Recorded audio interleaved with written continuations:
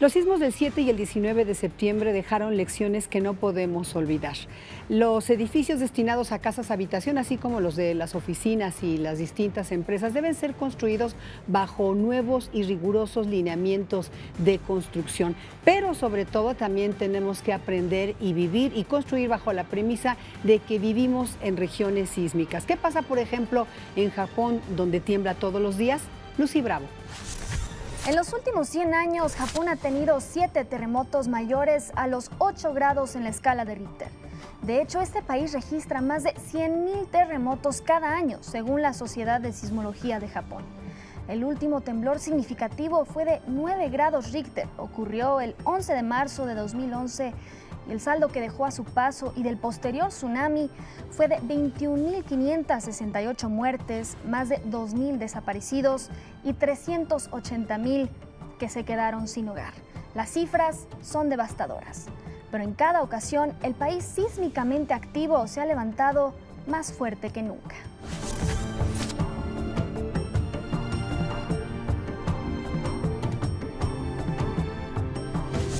Esto se debe a que Japón tiene algunos de los estándares de construcción contra terremotos más rigurosos del mundo. Las regulaciones actuales datan de la Ley de Normas de Edificación de 1981, pero cada año se actualizan. El objetivo de las normas de construcción es que el edificio se balancee pero no se derrumbe. Las estructuras son flexibles, admiten cierto grado de deformación, pueden vibrar e incluso desplazarse. Cada año el país invierte miles de millones de dólares en desarrollar la tecnología más avanzada para la construcción de sus edificios.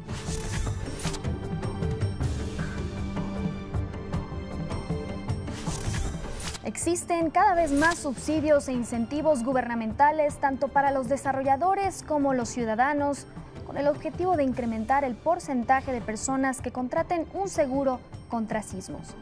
Esto, aunado a una gran cultura de prevención, han logrado que los múltiples terremotos provoquen menos muertes. De hecho, existen centros de educación de desastres en Japón donde la gente experimenta a través de simulaciones lo que representa estar en medio de un tifón, un incendio o un terremoto. La filosofía japonesa para enfrentar los terremotos y tsunamis no es solo altamente efectiva, sino que cada vez más países deberían adoptarla. Ingeniero Gutiérrez, así viven en Japón y bueno, nosotros nos tenemos que acostumbrar a vivir, a aceptar que vivimos en una zona sísmica. Es correcto, los sismos no se predicen y México está en una zona geográfica que todo el tiempo va a seguir temblando, es una zona que no lo podemos evitar, estamos arriba de placas que se van a seguir moviendo como se mueve el mundo. ¿Hay tecnología suficiente en México para construir edificios que resistan estos sismos como los de septiembre? Sí. Yo creo que la ciudad cada vez está más resiliente en ese sentido para aguantar los embates de los sismos. Sabemos que estamos en una zona en la que, como mencionamos, se van a seguir presentando, se van a seguir dando los movimientos telúricos y lo que estamos haciendo es buscar que cada vez esté mejor preparada la ciudad, no solamente informada la sociedad como tal, sino que las construcciones se permita que estén construidas y que permita que se pueda recuperar más fácilmente y asegurar que menos casualidades tengamos en el sentido de afectaciones por la construcción. Claro, hay cosas que hay que modificar. Uno es el reglamento de construcciones. ¿Cuáles serían como las premisas generales de este nuevo reglamento? Todos los reglamentos se tienen que estar actualizando. Son dinámicos, obviamente con las experiencias o las lecciones aprendidas que tenemos con los sismos que tenemos, percibimos o terminamos de resolver y saber qué problemas se presentan en algún tipo de estructuras. Van a salir, son 10 normas, las normas de concreto, de acero, etcétera, todos los materiales que utilizamos en construcción, pero va a salir una norma que se llama norma de reconstrucción. Los edificios que fueron detectados en las evaluaciones que hicimos entre amarillos y rojos, que tienen que ser analizados o reestructurados en su caso, esos edificios van a tener un procedimiento particular según el tipo de material con el cual están construidos para que puedan ser reforzados. Ingeniero, pero a ver, quienes ya habitan estos edificios, por ejemplo, que ya compraron los departamentos o los mismos dueños del edificio, supongamos los vecinos tendrían que hacerse cargo de esta remodelación o reestructuración de la que hablaría el nuevo reglamento. ¿Tienen que invertirle ese dinero los propietarios? Dependiendo cuál sea el caso. Si los edificios en los que están son edificios que tuvieron que ser evacuados o que están desalojados porque necesitan una revisión con mayor detalle o mayor profundidad, Esos edificios el gobierno está participando para ver de qué manera rescatamos esos inmuebles y se busca recuperar el patrimonio de todos los usuarios. Si son edificios que tienen daños leves, hay programas o esquemas que está buscando también el gobierno con la Asociación de Desarrolladores Inmobiliarios con la idea de poder convertirlos en verde. ¿Esto qué quiere decir? Edificios que sufrieron daños no en los elementos estructurales, en muros divisorios, en muros, lo que se dañaron fueron los acabados del edificio. Esos edificios se pueden reparar rápidamente y puede permitir que regresen a habitarlos la gente que los usaba. Entonces, en eso ya la Asociación de Desarrolladores Inmobiliarios está aportando. No están recibiéndose recursos para edificios de la propia asociación, sino es para ayudar a los terceros que no encuentran una oportunidad. Pero me refiero también a que tenemos que acostumbrarnos a decir, yo tengo que invertir en el mantenimiento de mi edificio, de mi departamento, de la estructura, etcétera. Es importantísimo. Ahora, las normas para el DR o el director responsable de obra, ¿son las adecuadas? Porque, bueno, a veces son pagados por el mismo constructor o a veces es el mismo constructor o uno no sabe en manos de quién está. Sí. Bueno, el dueño del edificio es el responsable de contratar al director responsable de obra. El director responsable pasa una serie de exámenes y a través del gobierno, en este caso de la SEDUBI, se le asigna o se le da su carnet de director responsable de obra. Estos pueden ser ingenieros o pueden ser ingenieros civiles o arquitectos, que son los dos que tienen las capacidades en la construcción de edificaciones y principalmente, en este caso, de casas habitación. Entonces, ellos, el alcance que tiene un director responsable de obra, como dije, es que los proyectos que se desarrollaron para la construcción de un proyecto, de una obra, se cumplan. Y es el que con su firma valida que lo que se está construyendo es lo que se proyectó y lo que en la zona se autoriza construir. Ahora, le voy a hacer una pregunta que parecería básica. ¿Cuál es la actividad o la función de un ingeniero civil versus un arquitecto para efectos de saber que estoy en una construcción segura? Sí, la preparación que nos dan a los ingenieros civiles es más científica, vamos más a las ciencias básicas, en donde estudiamos el comportamiento del suelo, las fuerzas que tiene la estructura, y ahí la importancia de que un ingeniero civil es el que tiene que firmar la seguridad en una edificación. ¿Qué hace el arquitecto? El arquitecto lo que busca, bueno, pues es obviamente la estética del edificio, el mejor aprovechamiento de los espacios para que sean espacios que, dependiendo el uso o el destino que va a tener esa edificación, pues estén mejor aprovechados. Eso lo tiene. A ver, un ingeniero estudia la mecánica de suelos. ¿Qué tanto influye esto? O, por ejemplo, que haya una sobreexplotación de mantos acuíferos para que se caiga o no un inmueble. La mecánica de suelos es prioritaria.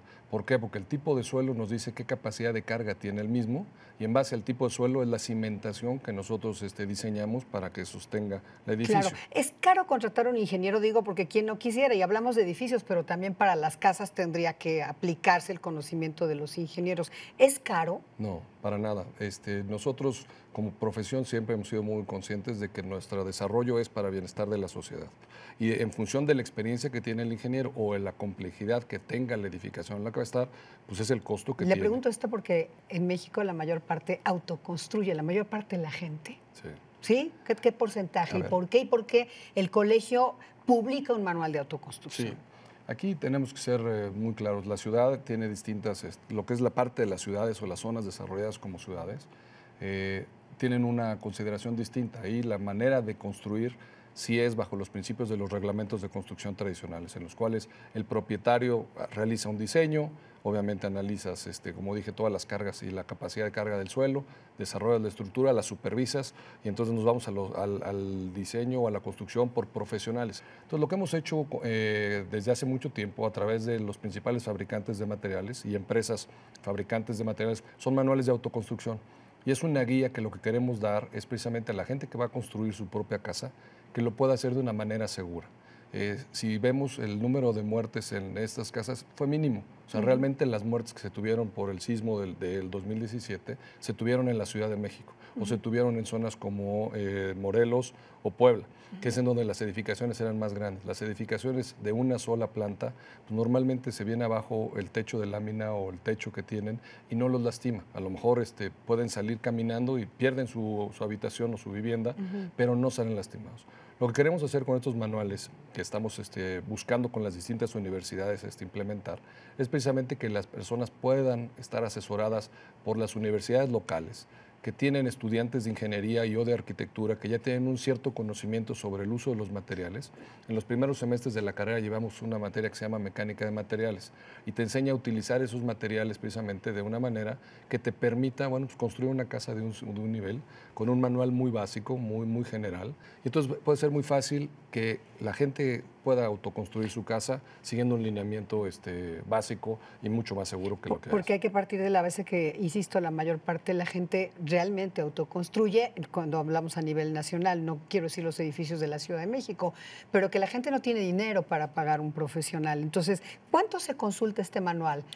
El manual se consulta en la página del Colegio de Ingenieros Civiles, que es www.CICM, Colegio de Ingenieros Civiles de México, .org.mx. Pero sí lo consulta la gente, sí es consultado. Sí, se consulta y además es un manual que nosotros, como dije, como es de proveedores de materiales, lo que estamos buscando es precisamente que las universidades en las distintas regiones del país lo puedan tener a la mano y lo puedan utilizar, que pueda distribuirse, que las propias tiendas o casas de materiales se conozca para que la gente se acerque y se lo lleve. O sea, es gratuito. Es gratuito, no tiene ningún esto, problema. Finalmente, ingeniero, va amarrado a que también una autoridad, sea municipal, sea de las delegaciones en la Ciudad de México, supervisen que esa obra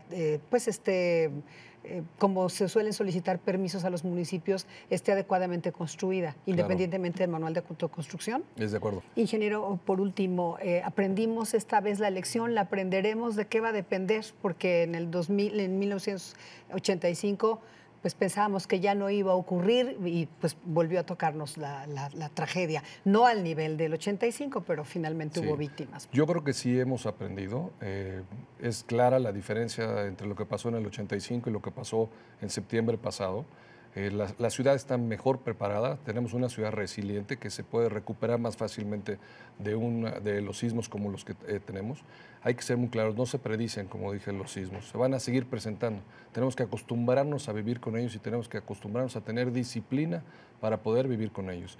Y esto significa que las normas que se emitan, las normas que salgan, se cumplan, que se verifique que realmente estén. Y es una responsabilidad no solamente de los que estamos certificando o desarrollamos profesionistas que tengan la capacidad de hacerlo, sino también de las autoridades para que ellos puedan validar. Recuerden que los directores responsables de obra y corresponsables tienen que estar renovando sus carnets. Y en esta renovación ellos tienen que cumplir con una serie de horas que los mantiene actualizados con las tecnologías y las capacidades que se están descubriendo o que se están analizando en otras partes, no solo del país, sino del mundo. Bien, ingeniero Gutiérrez, muchas gracias. No, muchas gracias a ti. El papel de las universidades será fundamental para atenuar y prevenir los riesgos derivados de distintas actividades sísmicas, pero también lo serán las acciones de los gobiernos y, por supuesto, de nosotros como sociedad civil. Y sin duda tendremos que acostumbrarnos a consultar a los ingenieros civiles, tal y como lo hacemos con los contadores en materia fiscal, que no nos gustaba, pero tuvimos que hacerlo. Esto fue A Quemarropa. Nos vemos la próxima semana.